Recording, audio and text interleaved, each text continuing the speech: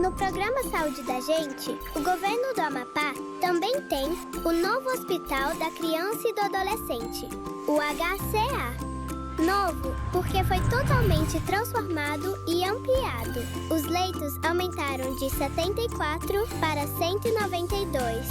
São 460 novos equipamentos, incluindo UTI pediátrica. Nome difícil, né?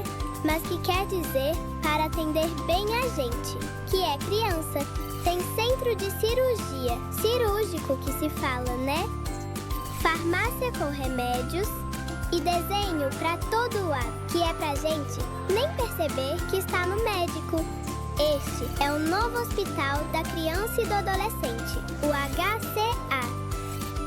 Saúde da Gente, Governo do Amapá, trabalhando na direção certa.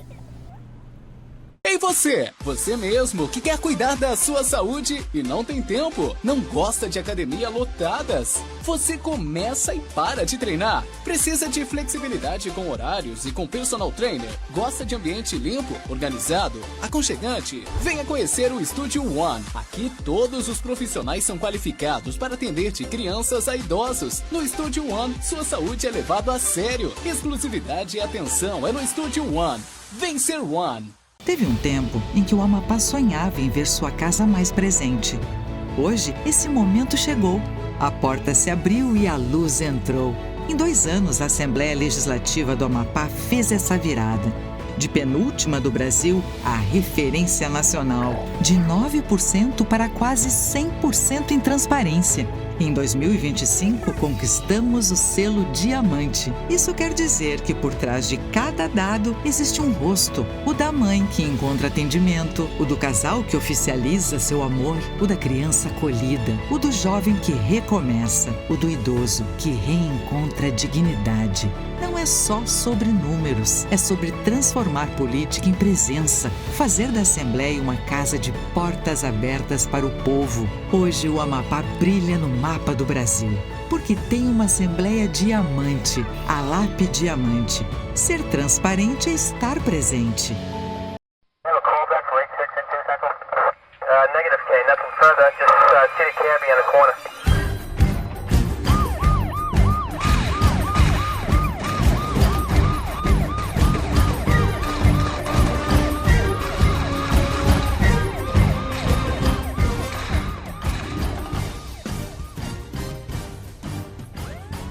Mais uma edição do meu, do seu, do nosso plantão policial, só começando aqui no SBT Amapá, canal 13.1 HD, essa líder de audiência. Programa recheado.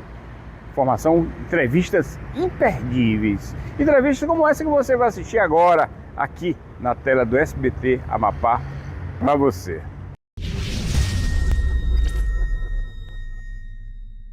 Estamos aqui no plenário da Casa do Povo, na LAP, na Assembleia Legislativa. E ao nosso lado, o deputado Coronel Flecha, né, que nos recebe. A gente começa agradecendo, Coronel, sempre muito bom falar consigo. O senhor que passou a assumir uma pasta como deputado estadual e, consequentemente, por ser um oficial militar, né, um defensor, né, da nossa segurança pública, podemos dizer assim, do estado do Amapá. Bom dia, obrigado por nos receber, Coronel.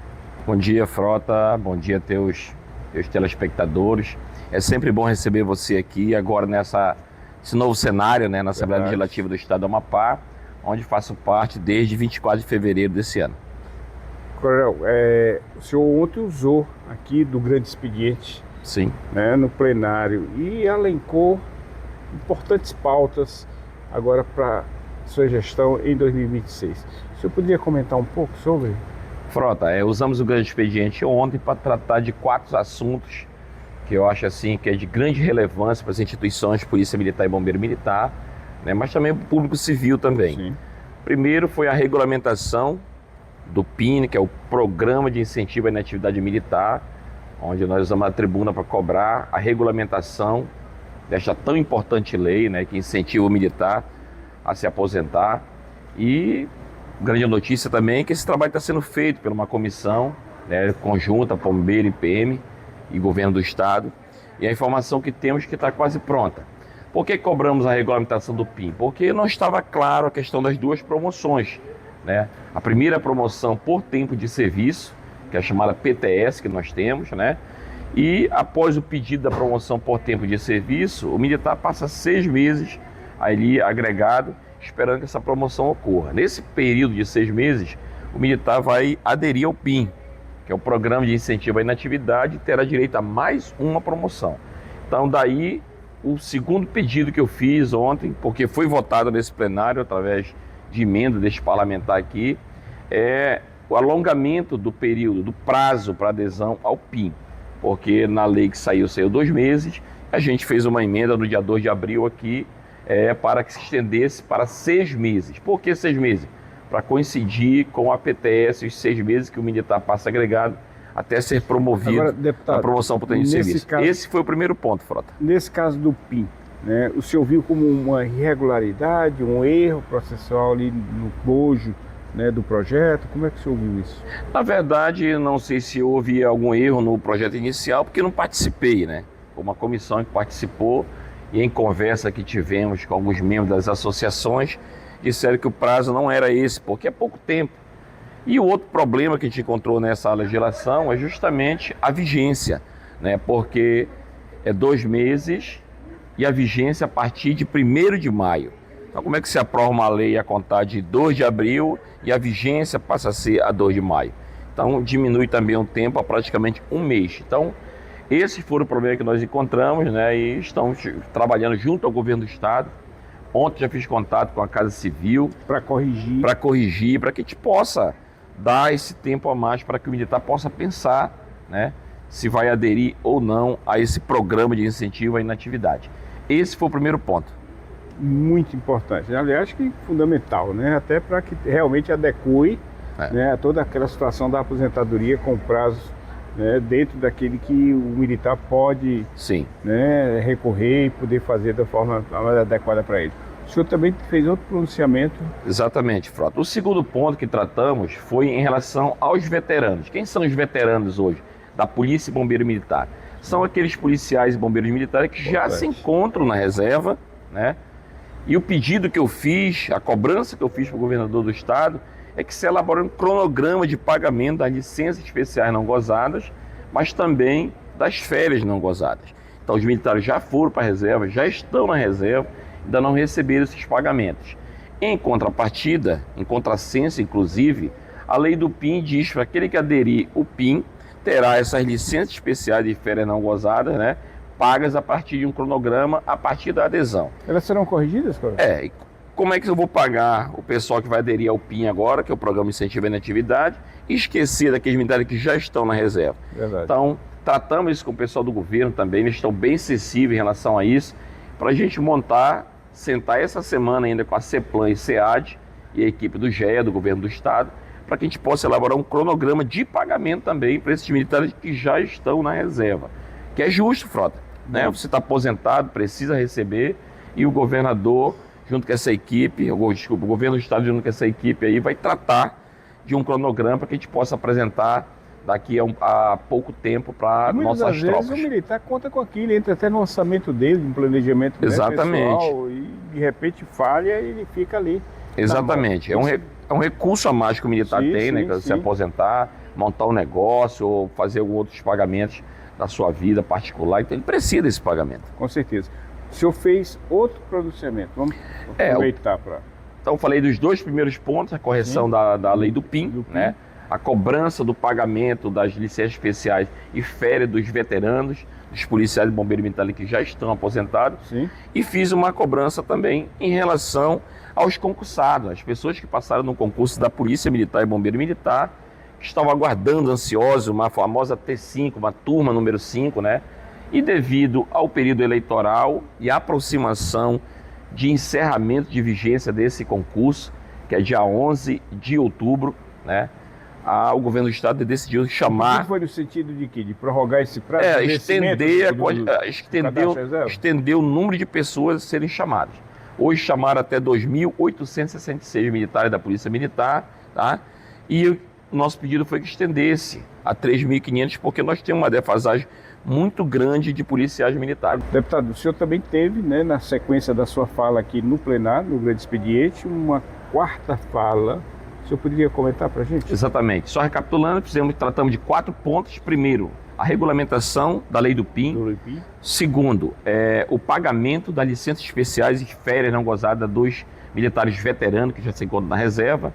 O terceiro ponto foi um chamamento alongado dessa turma T4 para que possa absorver mais candidatos e a gente possa repor os efetivos PMBM. E o quarto e último ponto que eu tratei foi em relação à possibilidade de promoção por redução do interstício. Então, existe essa possibilidade trazida na lei aprovada no final do ano passado, nosso estatuto, incluir a promoção por redução do interstício, e a tropa tem cobrado, né? E a gente tem questionado o pedido do governador do estado e dos comandantes da Polícia Militar e Bombeiro Militar que possam proporcionar aos militares a promoção por redução do interstício. Mas aí, nesse caso, seria uma mudança do estatuto, né? Não, já tem essa mudança. A mudança já foi feita, tem a previsão legal hoje de promoção por redução do interstício. Seria uma emenda parlamentar? Não, já tem a previsão, basta que os comandantes PMBM, juntamente com o governador do estado, se predisponham a fazer essa promoção. Entendi. Porque nós temos vagas em claros, já que não se paga a função, ou seja, o militar que está numa função acima da sua, por estar claro aquela vaga, ele tem direito à promoção e ocupar efetivamente essa vaga. Então nada mais justo que ele militar também se faça um planejamento de comandante PMBM junto com o governador do estado, para que possa fazer a promoção por redução do interstício aos militares do Corpo de Bombeiros e da Polícia Militar. Isso seria para uma validade a partir de agora? Ou seja, aprovando, o militar já ganharia esse benefício? Tem as datas de promoção previstas para a Polícia Militar, para o Bombeiro Militar. Então, seria dentro daquelas datas que são as 3 anuais, né? Exatamente, abril, agosto e dezembro. Na Polícia Militar. Então, assim, depende de uma força política do governo, do estado e de uma vontade dos comandantes PMBM para que possa ser feita essa promoção. Como um oficial referência, o mais antigo que nós tivemos aqui na nossa Brigada da Polícia Militar e agora como deputado, vendo a lei muito mais profundamente, o senhor vê possibilidade dessa situação?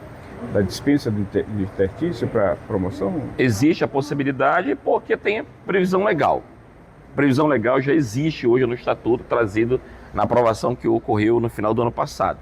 Mas temos que ver a realidade financeira do estado. Por isso que tem que fazer um estudo, né? Os comandantes da Polícia Militar e Bombeiro Militar faz um estudo, apresenta para o governador a proposta e a promoção seria feita. Todas isso é um ganho para a tropa, né? Sim, com certeza, mas todas elas trazem esse impacto orçamentário que tem que passar por esse crivo. Exatamente, por isso que a gente não pode ser leviano e dizer só que é para fazer. Tem que fazer um estudo de impacto orçamentário e financeiro do Estado dentro da capacidade que o Estado tem hoje de pagamento. Deputado Flecha, Coronel Flecha, né, o senhor agora como parlamentar e vindo, né, com essas raízes, com essa origem, né, da Corporação Polícia Militar, a gente vê que parece que o senhor encontrou até um vazio aqui e começa a aflorar muitas situações, pendências, né, que poderiam estar aí em vigor, favorecendo não só o militar, como a família militar, né, e agora o senhor começa a trazer. Isso estava dentro do planejamento da gestão ou entrou e começou a ver exatamente essa situação? Assim, até 24 de fevereiro desse ano eu me encontrava na tropa ainda e a gente percebia essa lacuna, a falta de uma representação efetiva das instituições militares. Não só das instituições militares, mas todo o sistema de segurança pública também, né? Sim.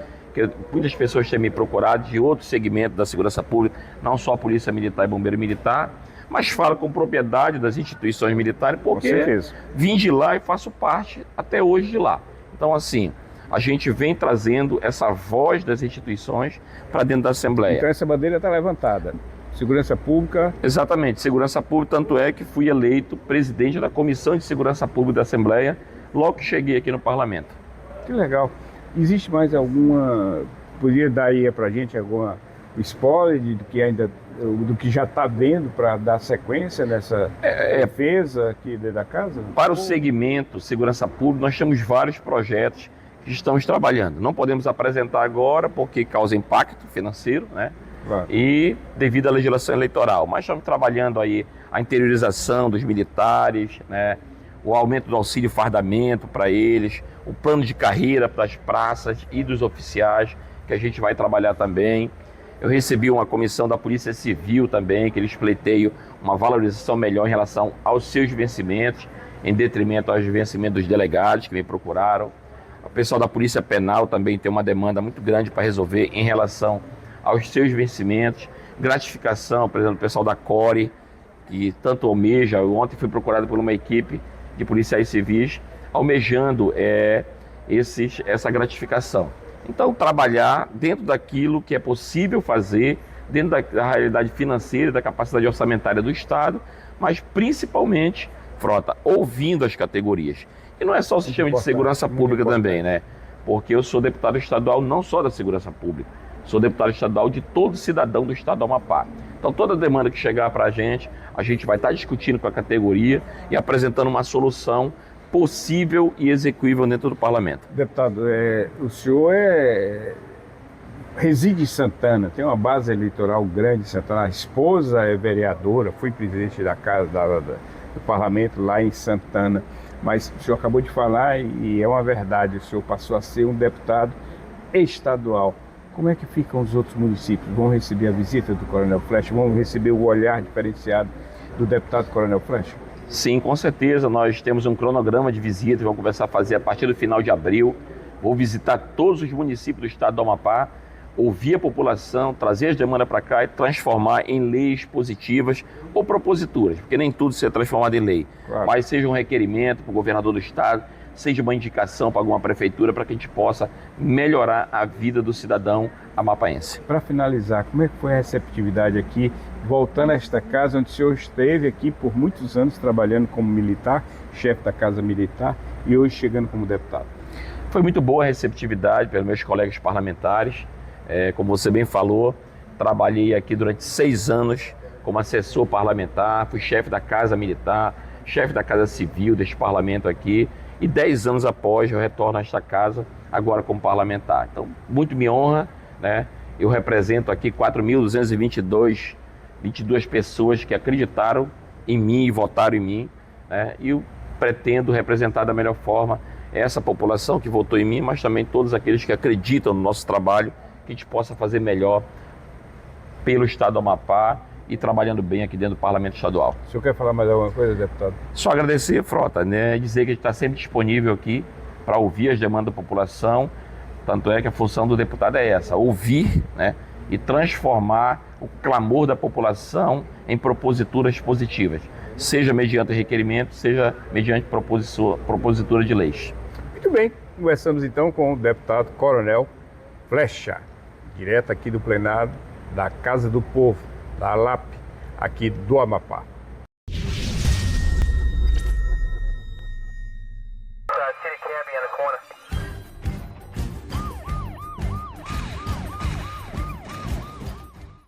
Ei você! Você mesmo que quer cuidar da sua saúde e não tem tempo? Não gosta de academia lotadas? Você começa e para de treinar? Precisa de flexibilidade com horários e com personal trainer? Gosta de ambiente limpo, organizado, aconchegante? Venha conhecer o Estúdio One. Aqui todos os profissionais são qualificados para atender de crianças a idosos. No Estúdio One, sua saúde é levada a sério. Exclusividade e atenção é no Estúdio One. Vem ser One.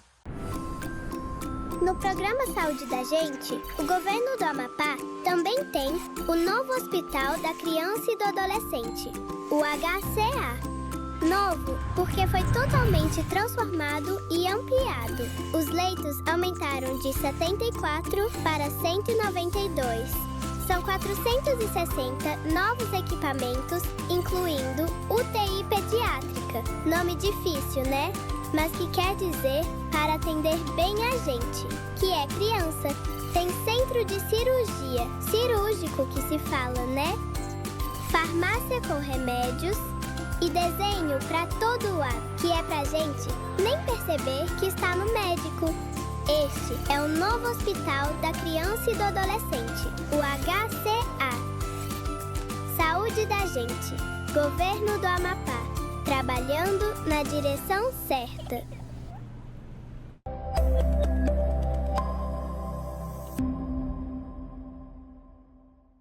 A Assembleia Legislativa empossou um novo parlamentar. A cerimônia foi realizada no auditório da Casa de Leis. O deputado estadual Coronel Flecha assume a vaga anteriormente ocupada pelo deputado Cacá Barbosa.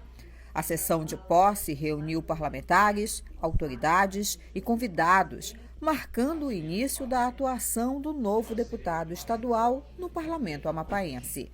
Com a experiência na vida pública e trajetória ligada à área de segurança pública, deputado Coronel Flecha, do Podemos, passa a integrar os trabalhos legislativos, contribuindo com os debates e votações de projetos importantes para o desenvolvimento do Estado.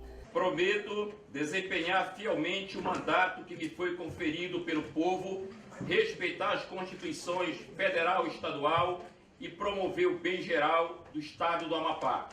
A posse reforça a composição do Poder Legislativo Estadual, garantindo a continuidade das atividades parlamentares e o andamento dos trabalhos na Assembleia Legislativa.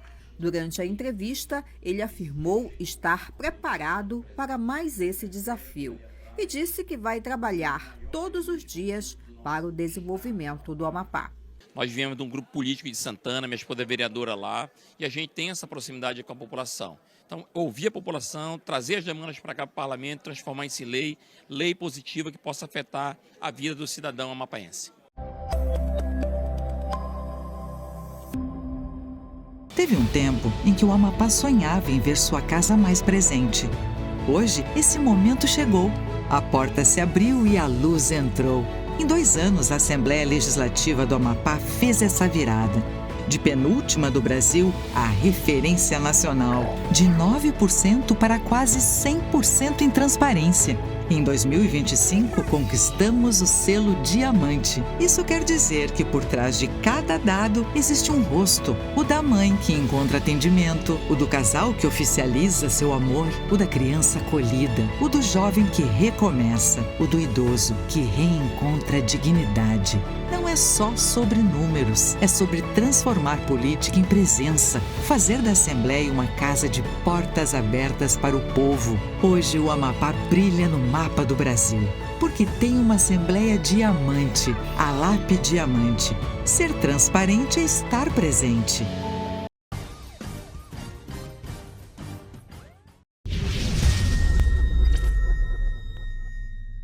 Recebendo aqui agora nosso querido SBT Amapá, canal 3.1 HD, essa liderança de audiência, onde você está sempre ligado, né, aqui no nosso programa Plantão Policial, se atualizando na informação, na notícia, e entrevistas como essa. Capitão De Alves, coordenador do CIODES, coração da segurança pública. Capitão, obrigado pela deferência de aceitar nosso convite. Vim aqui falar, né, da sua gestão, que sempre foi brilhante à frente ali de uma instituição das mais importantes dentro da segurança pública. Boa tarde, seja bem-vindo, capitão. Obrigado, Frota, boa tarde. Mais uma oportunidade de vir aqui falar um pouco do nosso trabalho, falar desse centro aí que completa 20 anos agora em junho e é sempre ser lembrado para você e vir aqui, né, um espaço tão importante, nobre para a segurança pública. Muito bem. Capitão De Alves, vamos começar com a Luzinho. Nós tivemos uma situação de diminuição na Luzinho, mas aconteceu nessa semana agora, né, um caso que chamou a atenção, né? Conta pra gente como é que está essa situação toda hoje do Aluzinho dentro do CIODES, do trote e essa história que aconteceu com uma criança, inclusive autista, se eu não me engano. Isso, Frota. O problema do trote ele é recorrente, você sabe disso, a gente conversa muito. O Aluzinho é um projeto social, que ele é uma lei estadual que remete lá à questão do acidente com a Patrícia Façanha. A Patrícia Façanha é bombeiro militar, se acidentou no deslocamento de uma ocorrência de trote. Isso. Então esse projeto ele já vem percorrendo as escolas, né, e fazendo esse trabalho de prevenção. O que acontece? Com toda essa tecnologia implementada, devido a esse esforço da segurança pública, da Secretaria, do Governo do Estado, você sabe muito bem que a gente sabe o mapa da pessoa que liga para a gente. Sim. A localização, isso é real, as pessoas podem acreditar e é verdade. Lógico, vai ter um delay, vou ter um problema de localização por a questão da própria ferramenta, e a tecnologia é isso, né? Só que, na maioria das vezes, eu tenho a localização correta. Então, esse jovem, que é um jovem de 16 anos, ele estava ligando lá do São Lázaro, da casa dele, aí a gente aproveitou toda essa discussão, né, sobre a conscientização do autismo, para entender que esse número ele salta ali no mês de março para 500 ocorrências, 500 registros. E só desse número tinha 189 ligações. Só desse número, desse rapaz? Desse rapaz. E aí, então, a nossa central entra em alerta, a gente acaba fazendo esse monitoramento, acompanhando. Essas 180 e poucas ligações aconteceram em quanto tempo? Em quantos dias, capitão? Assim, simultaneamente, monitorar, em 2 dias, só que eu tenho um cômputo de 24 horas, um dia de ligação, se eu for somar tudo. Então, olha aí, cara, o Frota, o prejuízo que nós temos, né, disso aí. Verdade. Então, daí a gente foi até a casa dele, identificamos, né, que se tratava, então, de um rapaz com 16 anos, autista, né, que ficava na casa dele, alegou que estava com tédio e, assim, a gente entende e foi bem de maneira tranquila, falando de prevenção, até a casa dele, fomos muito bem recebidos pelos pais, Frota, pela mãe, entendeu, pegou até um susto, né, quando viu a nossa viatura lá na frente. Eu falei, olha, senhora, está acontecendo isso. E daí, então, nós despertamos para a causa e vamos fazer, então, um trabalho preventivo, que é para poder falar para quem está assistindo a gente que nós podemos bater na porta da sua casa. Não posso deixar de perguntar, o que ele tratava nesses trotes? Assuntos diferenciados, a mesma coisa? Não, basicamente, Frota, ele ligava e ficava mudo, não falava. Ou ficava balbuciando, com o intuito, não era de tentar enganar, pedir uma ocorrência ou pedir uma viatura, não era isso, mas assim, com o intuito de ter um atrativo, sabia que tinha alguém atendendo do outro lado. Ocupava o espaço. Ocupa, né? Qualquer segundo ocupa. Então, verdade. Se uma pessoa, é o que a gente sempre fala, né? Todas as vezes, se você precisar naquele momento, ela está ocupada e não vai ter o atendente. Então, olha só, você tem 24 horas de registro disso aí. Então, chama a atenção, a gente foi até lá e foi muito bem recebido pelos pais. Então, trouxemos o nosso amigo, o Matheus, para a nossa turminha do bem. Mostramos o trabalho do projeto, eles entenderam super bem. Foi. Na verdade, fomos até a casa dele e deixamos aberto para ele ir até lá. Entendi. Fizemos esse trabalho que é preventivo, mas bem humano, entendendo a questão e fazendo alerta para todas as pessoas, as crianças. Os pais, principalmente, né? Principalmente, ali. Se é autista ou não, a gente entende perfeitamente, mas não é para deixar o aparelho telefônico. E aí a gente tem vários estudos, né, de excesso de tela, do que pode causar nas crianças, principalmente se as crianças ficam em casa, que não tem, né, uma atividade de repente esportiva, não tem algo para fazer, e acaba ocupando a mente com o telefone, que é geralmente dos pais ou da própria criança. Tem criança hoje que tem aparelho celular, né, que deve estar registrado o nome do pai, com certeza, que é uma criança de menor, mas que tem toda uma responsabilidade civil, criminal em cima disso. Termina que fazendo mau uso, né, da ocupação daquele momento. A gente não pode permitir, e fica o alerta mais uma vez, a gente fala toda vez disso aí, e o número chamou muita atenção dessa quantidade de tempo e quantas vezes essa pessoa ligou para... Capitão de Alves, falando do trote em si, houve uma diminuição significativa, né? Sim, com certeza, por todo esse trabalho que a gente vem fazendo, tanto preventivo nas escolas, verdade. Mas assim, nós começamos lá atrás, a gente faz um observatório, enviamos para a Polícia Civil, a gente identifica quem são essas pessoas, e é aquilo que sempre a gente conversa, quando você me fala, desde que eu fui na primeira vez no seu programa, ele vai variar muito desse aspecto de criança, mas tem adultos que ligam para tentar, né, assediar as nossas colaboradoras, que são policiais, são bombeiras, com o intuito, né, de atrapalhar o nosso serviço. E é crime, independente, tem esse teor, né, desse assédio, mas ocupar essa linha telefônica, ele é um crime, está previsto, pois no Código Penal. Além dessa situação de poder ocupar ali a linha, está de repente barrando um chamamento realmente existente, né? Isso é muito complicado. Então fica o primeiro apelo, a pessoa que está assistindo a gente, né, a sua audiência, que não ligue em hipótese alguma. Primeiro, porque a gente sabe, eu falo muito isso, a prova é isso, né? Fizemos todo esse trabalho, vamos até a imprensa de novo reforçar que nós podemos chegar na sua casa, e a partir do segundo semestre o secretário já anunciou isso aí, que a gente vai começar a botar as viaturas diárias para poder pontualmente, nesses números que nós temos bem observado, quem são essas pessoas que ligam. E agora, por enquanto, capitão, está sendo só uma questão preventiva, de alerta, educativa, informando para a população. Ela pode se tornar, então, restritiva? Pode, e com certeza, pela essa quantidade e o teor, né, do flagrante, da viatura está indo. A gente já faz esse trabalho, enviamos mais de 20 números, né, para a Polícia Civil, para os batalhões, para as delegacias de área, para poder fazer esse trabalho investigativo, né? Então. Só que é complexo, tanto pela lei, quanto, de repente, tem um número no seu nome, no seu CPF, de alguém que registrou uma linha telefônica, por essa fragilidade na lei, mas assim, a gente está sempre atento a isso. É uma pauta que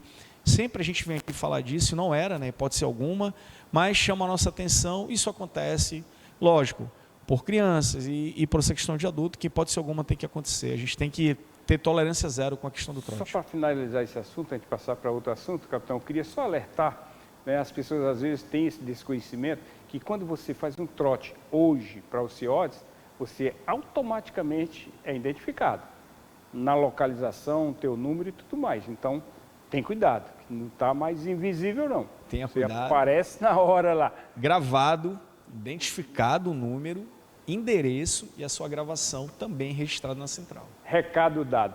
Capitão, 20 anos de CIODs, uma história a ser contada. Sim, muita coisa, né? Graças a Deus, de 23 para cá, né? Venho já sempre no seu programa, avançamos bastante, muita coisa para avançar, muito serviço ainda para fazer, mas o CIODs, ele representa, né, esse amigo da população, como você falou, o coração.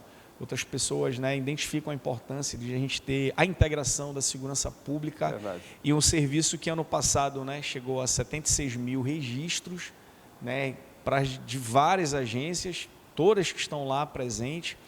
Só que o mais importante, né, durante esses 20 anos, se a gente for mensurar o trabalho que ele tem realizado, que independente de quem seja o coordenador, o trabalho que essa coordenação realiza para a população amapaense, que é o mais importante de tudo. Capitão Diego, o senhor elencaria, né, toda essa existência, né, do CIODs, alguma situação que realmente marcou e é lembrado sempre?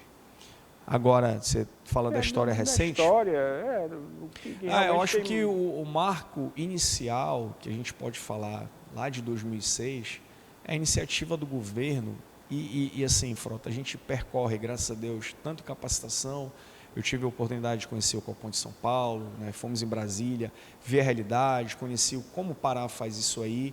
E foi esse movimento que acontece 20 anos atrás, e de repente você percebe que em alguns estados esse formato não deu certo, ele acabou voltando para as unidades que são chamadas COBONs, né, que são centros então individuais, e por uma estrutura que de grandes eventos, né, de Copa do Mundo, Olimpíadas, ela ganha esse formato, depois ela retorna.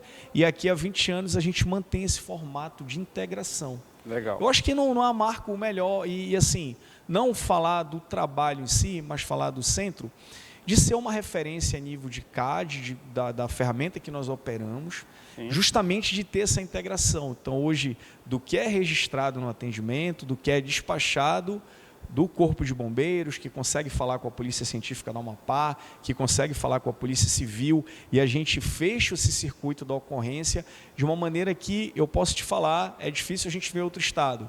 De repente você tem integrado, mas você tem sistemas diferentes, né? Você tem políticas diferentes, cada um, né, ocupa o seu sistema, fica com a sua informação. Verdade. E a nossa é toda compartilhada. Então, se há um marco que esteja durando em tudo isso, independente do tempo, é esse formato que a gente sabe o quanto é complexo, né? Porque você fala sempre de várias coordenações que são vinculadas às suas unidades, né? Que é bem bacana falar isso aí. Então, e você, de fato, tentar ser um maestro de tudo isso, e, né, tentar organizar. Eu falo tentar organizar porque é bem complexo. Isso você soube fazer e sabe fazer muito bem.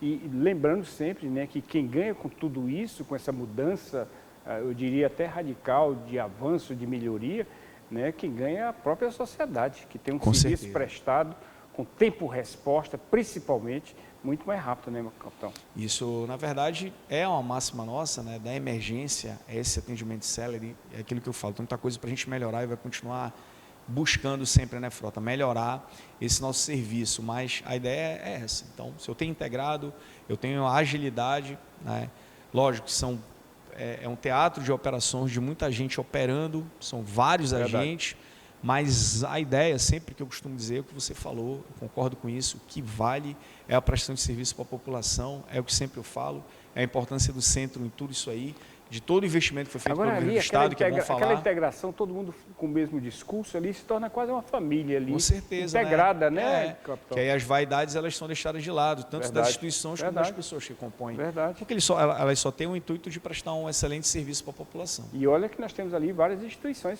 trabalhando juntos. 24 horas. 24 horas que não por dia. são de característica aquilo que eu costumo dizer, né? Não é porque eu seja militar, mas assim, quando você está dentro da sua instituição, não que seja muito mais tranquilo, lógico, mas assim, é uma instituição militar, aí tem as suas normas, seus regulamentos. Agora, quando você junta todo mundo, você traz um SAMU, que agora veio recente, você tem a polícia científica, né, fazendo o seu trabalho, você tem a polícia civil fazendo sua investigação, e todos eles no mesmo espaço, funcionando. Bombeiros, né? militares, polícia Isso, militar. bombeiro, um polícia. Box especial para Atendimento à violência doméstica, isso que é a violência contra a mulher, que é também um marco diferencial nesse atendimento que a gente fala de humanização, que é evitar revitimização, evitar subnotificação, isso que é um problema mundial, que a ONU já despertou a importância da gente falar disso, tanto da questão preventiva, como nessa parte que nós fazemos, que é ouvir e cadastrar essas ocorrências. Para finalizar, haverá uma comemoração, uma solenidade, lembrando os 20 anos? Sim, temos aí,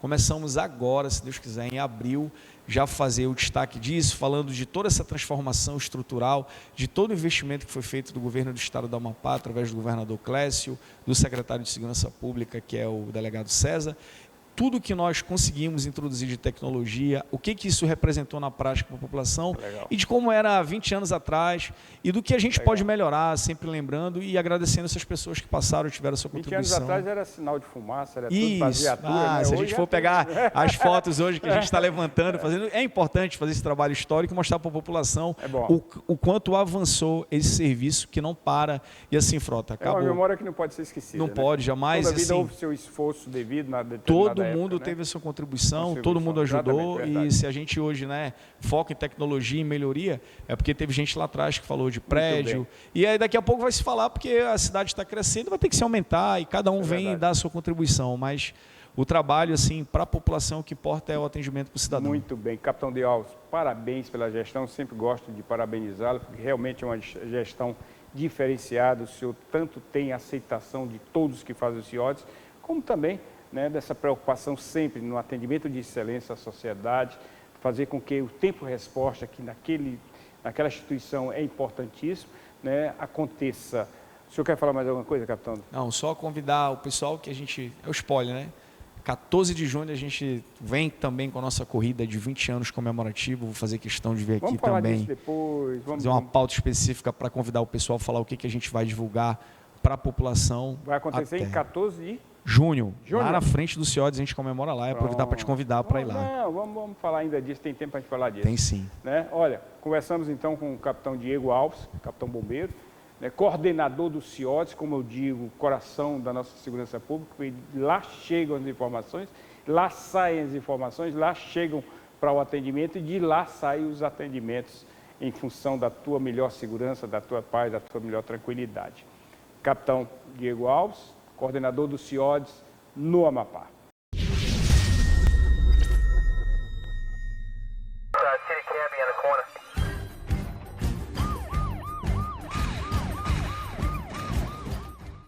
Ei você! Você mesmo que quer cuidar da sua saúde e não tem tempo? Não gosta de academia lotadas? Você começa e para de treinar? Precisa de flexibilidade com horários e com personal trainer? Gosta de ambiente limpo, organizado, aconchegante? Venha conhecer o Estúdio One. Aqui todos os profissionais são qualificados para atender de crianças a idosos. No Estúdio One, sua saúde é levada a sério. Exclusividade e atenção é no Estúdio One. Vem ser One. No programa Saúde da Gente, o governo do Amapá também tem o novo Hospital da Criança e do Adolescente, o HCA. Novo, porque foi totalmente transformado e ampliado. Os leitos aumentaram de 74 para 192. São 460 novos equipamentos, incluindo UTI pediátrica. Nome difícil, né? Mas que quer dizer para atender bem a gente, que é criança. Tem centro de cirurgia, cirúrgico que se fala, né? Farmácia com remédios e desenho para todo lado, que é pra gente nem perceber que está no médico.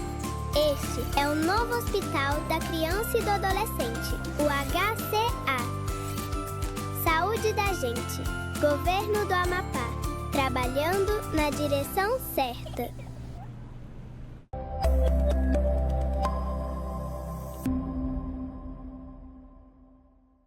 A Assembleia Legislativa empossou um novo parlamentar. A cerimônia foi realizada no auditório da Casa de Leis. O deputado estadual Coronel Flecha assume a vaga anteriormente ocupada pelo deputado Cacá Barbosa. A sessão de posse reuniu parlamentares, autoridades e convidados, marcando o início da atuação do novo deputado estadual no parlamento amapaense. Com a experiência na vida pública e trajetória ligada à área de segurança pública, deputado Coronel Flecha do Podemos passa a integrar os trabalhos legislativos, contribuindo com os debates e votações de projetos importantes para o desenvolvimento do Estado. Prometo desempenhar fielmente o mandato que me foi conferido pelo povo, respeitar as constituições federal e estadual e promover o bem geral do Estado do Amapá. A posse reforça a composição do Poder Legislativo Estadual, garantindo a continuidade das atividades parlamentares e o andamento dos trabalhos na Assembleia Legislativa. Durante a entrevista, ele afirmou estar preparado para mais esse desafio e disse que vai trabalhar todos os dias para o desenvolvimento do Amapá. Nós viemos de um grupo político de Santana, minha esposa é vereadora lá, e a gente tem essa proximidade com a população. Então, ouvir a população, trazer as demandas para cá para o parlamento, transformar isso em lei positiva que possa afetar a vida do cidadão amapaense. Teve um tempo em que o Amapá sonhava em ver sua casa mais presente. Hoje, esse momento chegou. A porta se abriu e a luz entrou. Em 2 anos, a Assembleia Legislativa do Amapá fez essa virada. De penúltima do Brasil a referência nacional. De 9% para quase 100% em transparência. Em 2025, conquistamos o selo Diamante. Isso quer dizer que por trás de cada dado existe um rosto. O da mãe que encontra atendimento, o do casal que oficializa seu amor, o da criança acolhida, o do jovem que recomeça, o do idoso que reencontra dignidade. Não é só sobre números, é sobre transformar política em presença, fazer da Assembleia uma casa de portas abertas para o povo. Hoje o Amapá brilha no mapa do Brasil, porque tem uma Assembleia Diamante, a LAP Diamante. Ser transparente é estar presente.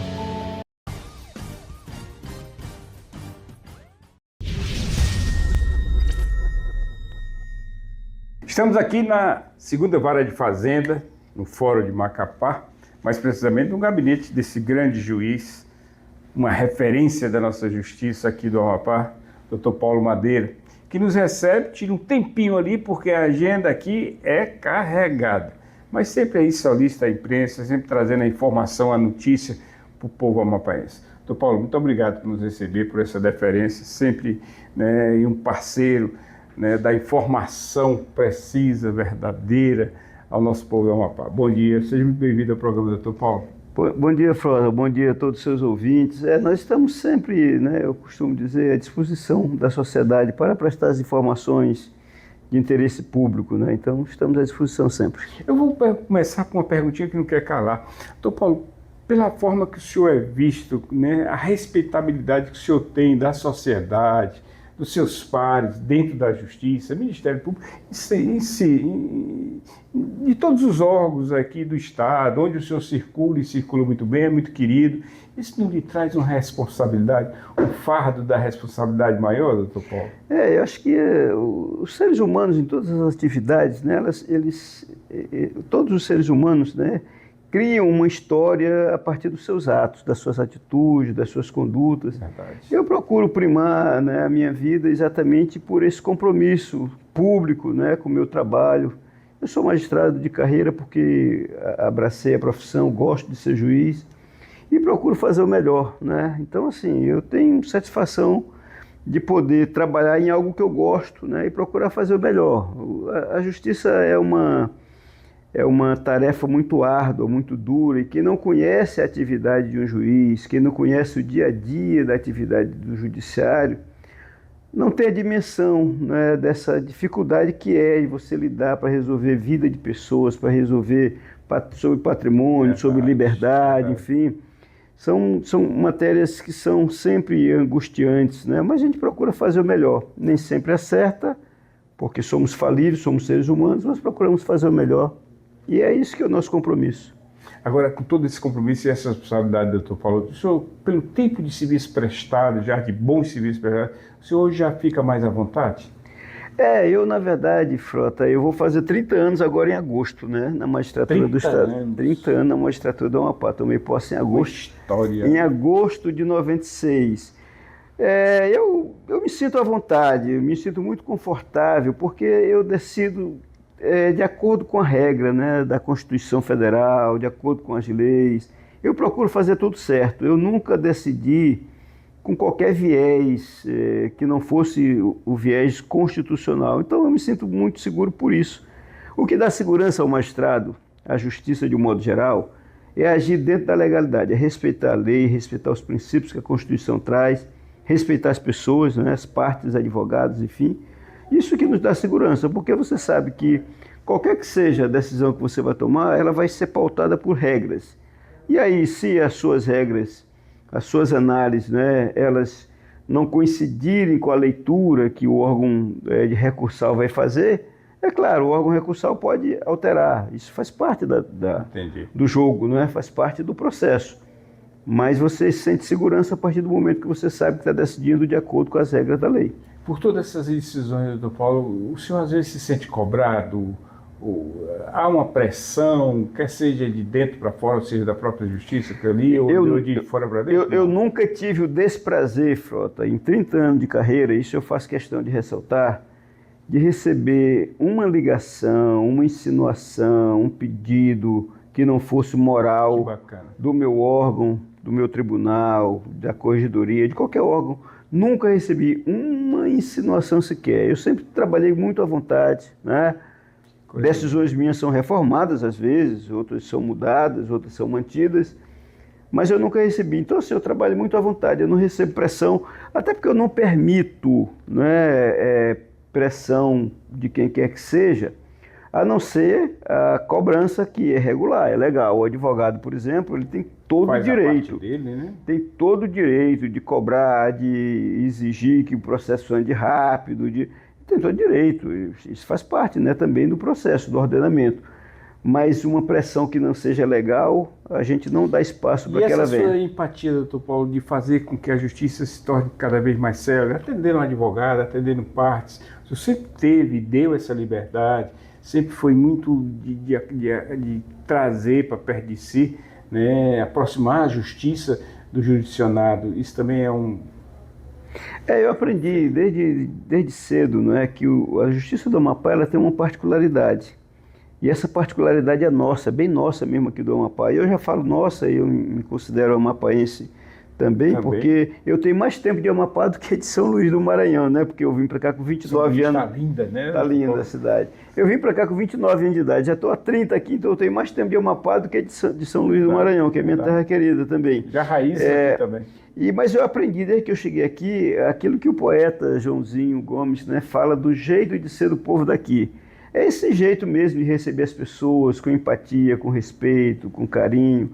E a justiça daqui é assim. Em todas as comarcas que eu passei, eu sempre recebi pessoas da comunidade. Pessoas querem, às vezes no interior, por exemplo, as pessoas querem conversar com o juiz para pegar uma informação que elas acreditam que uma informação vinda do juiz é uma informação mais segura e tal. E aí a gente não tem como dizer que não vai atender. Eu sempre atendi. Tanto faz quando eu estava no interior, quanto aqui na capital, continuo atendendo. E os advogados, claro, a gente atende sempre porque é obrigação nossa. Tem o Estatuto da OAB que garante, né, o direito do advogado de ter uma conversa privada com o magistrado. E o magistrado não pode se fugir disso, ele tem que atender mesmo. Eu atendo com muita boa vontade. Atendo a imprensa. Eu só não falo, porque eu sou vedado mesmo pelos meus órgãos, né, pela lei orgânica da magistratura, eu só não faço comentários sobre processo em andamento, com particularidades. Mas informações gerais de interesse público eu presto, não há problema nenhum. O judiciário, durante muito tempo, inclusive, Frota, eu não estou falando do judiciário do Amapá, o judiciário brasileiro, durante muito tempo, ele era tido e havido como uma caixa preta, porque juiz não falava, ninguém dava entrevista, ninguém falava.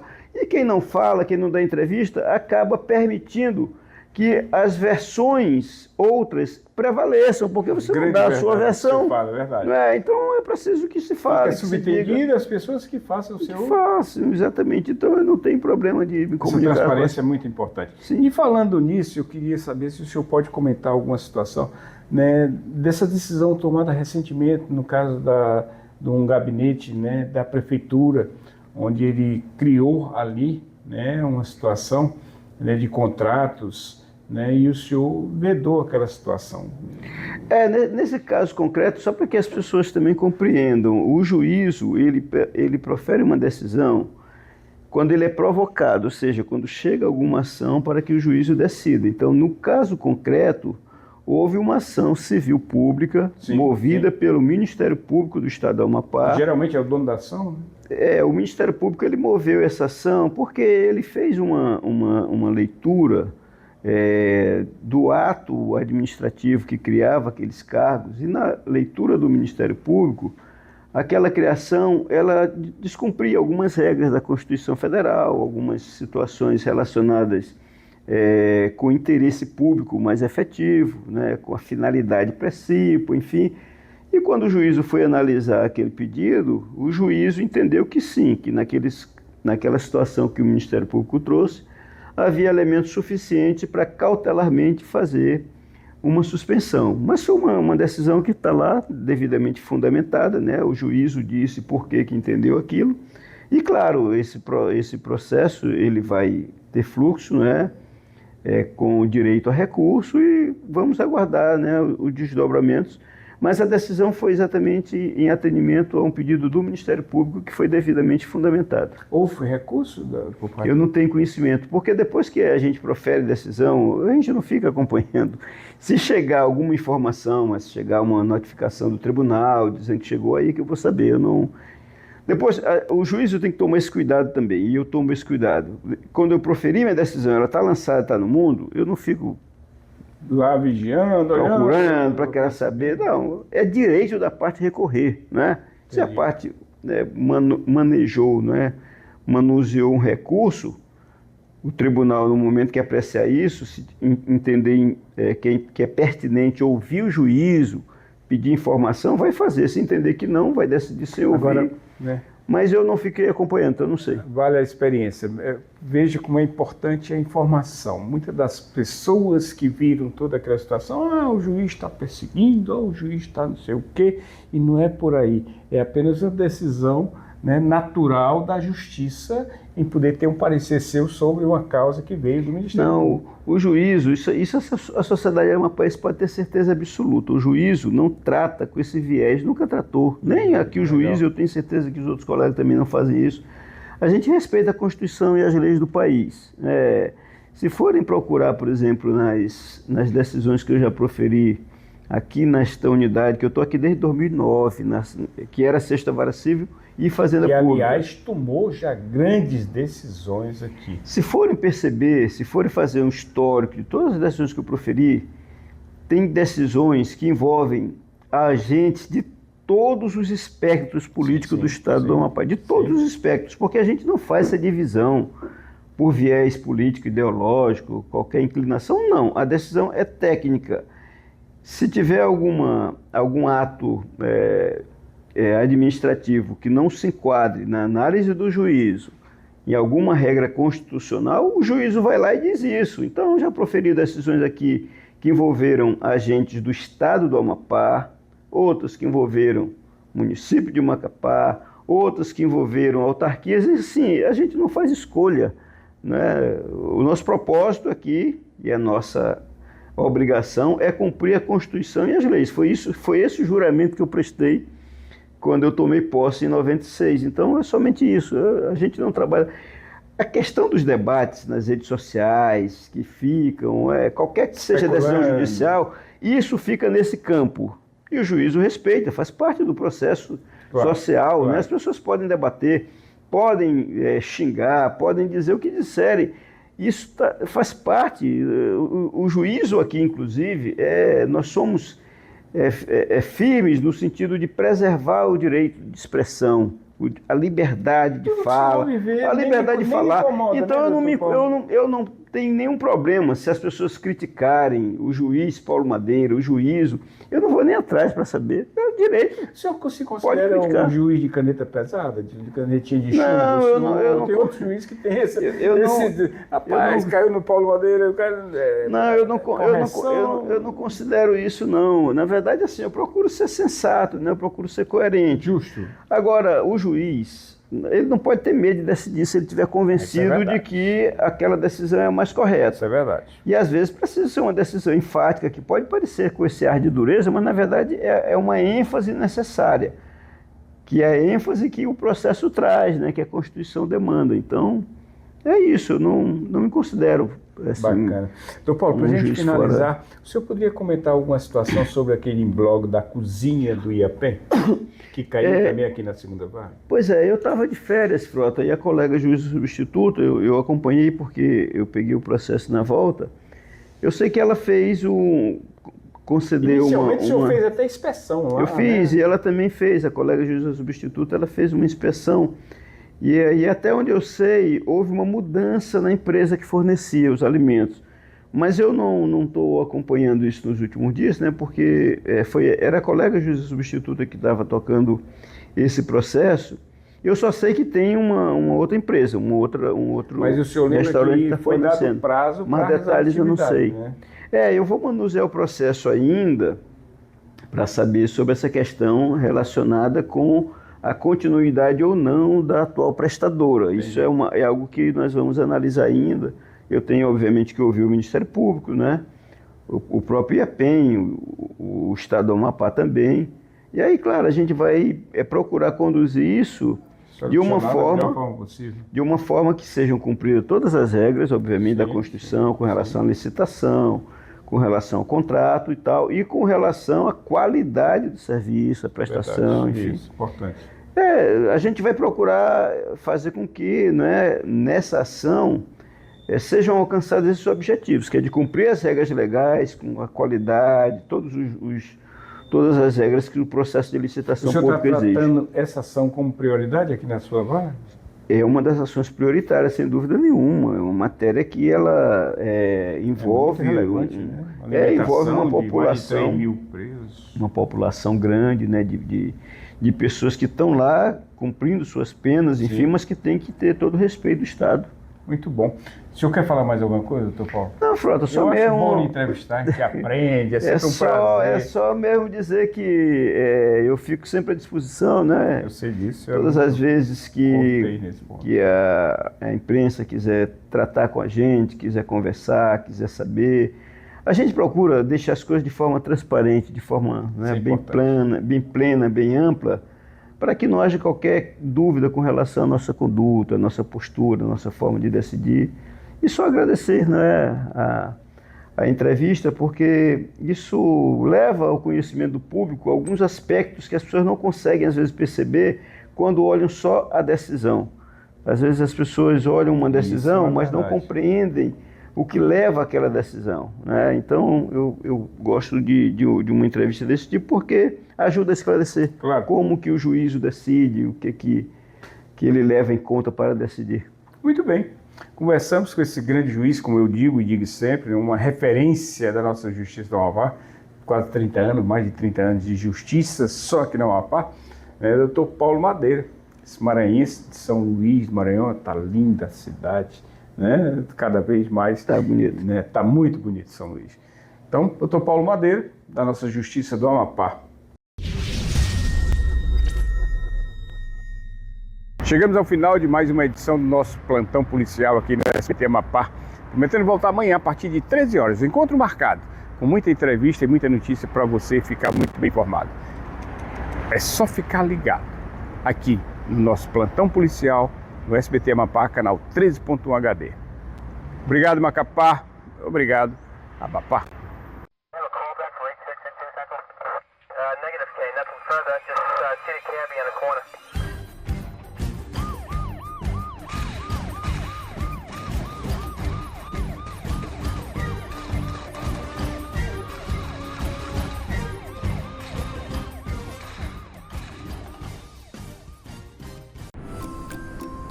No programa Saúde da Gente, o governo do Amapá também tem o novo Hospital da Criança e do Adolescente, o HCA. Novo, porque foi totalmente transformado e ampliado. Os leitos aumentaram de 74 para 192. São 460 novos equipamentos, incluindo UTI pediátrica. Nome difícil, né? Mas que quer dizer para atender bem a gente, que é criança. Tem centro de cirurgia, cirúrgico que se fala, né?